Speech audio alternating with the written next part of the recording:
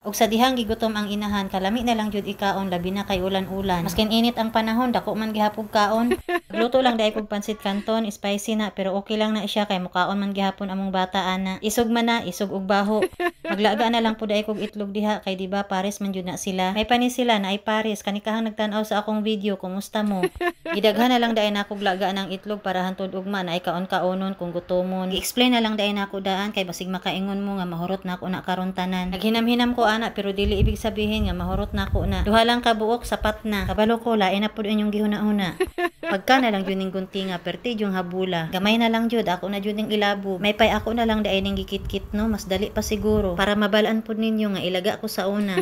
Kusuga lagi mangdaga, nagtuo siguro dili maapsan. Ayaw jud kumpiyansa sa among iring kay one eye lang na pero makatagam na. Artihon pud og pagkaon dili mo ka og paksiw. Pero okay lang na, importante kusog mo gukod og R80. Nahuman raman di ay maskin ato kadugay. Wala na lang nako kit-kita kay basig manimaho pa. Basig makita pud sa among bata, artihon pud baya na.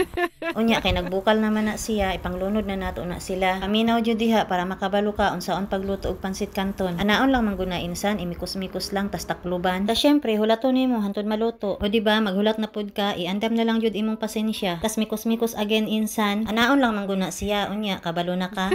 Nakaandam na pud ay nang pampalasa diha. Tas anaon na pud, mikos-mikos na pud insan. O di ba sulbad ng merienda ni Ditay. Pansit canton kay mao may dali lutoon. Ibutang na diay nato ang itlog. Duha jud akong ibutang no para kompleto.